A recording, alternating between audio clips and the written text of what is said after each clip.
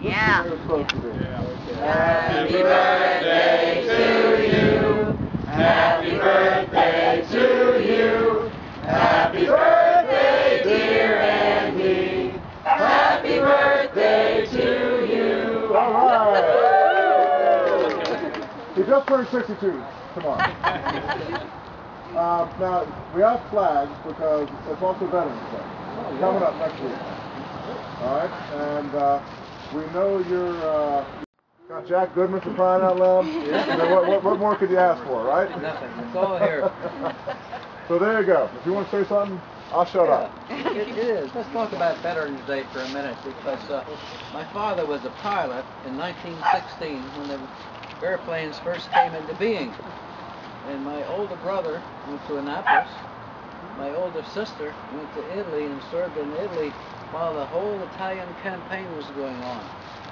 And when I graduated from Washignton-Lee in 1946, I didn't want to go to college right away, so I wanted to join the Army for 2 years, and they would give you 3 years college free.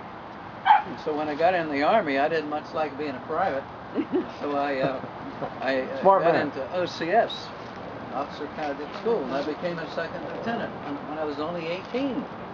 Then a year and a half later, I became a first lieutenant. And then I was sent to Korea, and I was a forward observer. A forward observer lives with the infantry.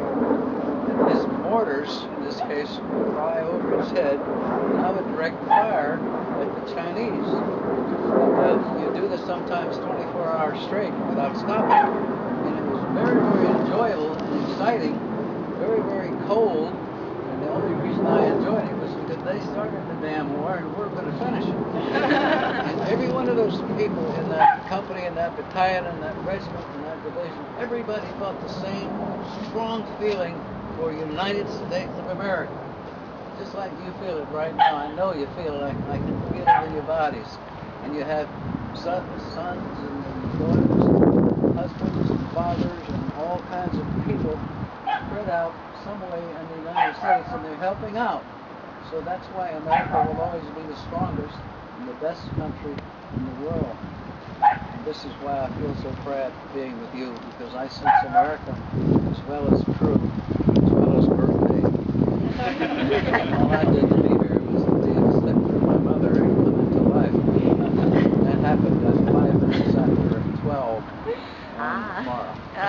You wake up at 5 or 12 in the nighttime, that's when I appeared. And Salvation Army Hospital in Greenville, South Carolina. And our family went through a terrible depression, just like all of the people that were in the generation above me. That was a tough generation those people went through in the 30s. A high percent of unemployment, couldn't get jobs, and it was terrible getting out of it. And what really got out of it was the Second World War. We didn't do so well until that happened. But all of that comes into here. We have a great high school, not a good one, we have a great one, the greatest one. And when I started there in the 7th grade and finished in the 12th grade, that was 27 of the best years of my life. And I wasn't the best student, and I wasn't the best person, but I had a lot of fun, and I appreciated the teachers. And there were so many good friends and good people and nice people just like there are here. So stay in touch with your classmates until you get up to be 81, like I will be. I know I don't look it.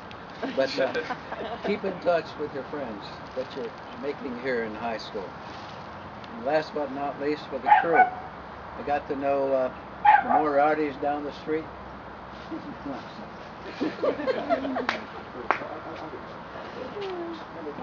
Dog.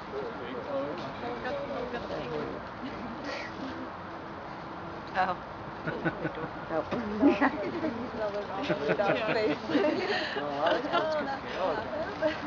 But I got first involved with the crew because the lady down the street, Miss Moriarty, was a member of the crew. And she's the one who told me about trying to raise the money and so forth. And her mother was the organizer that year.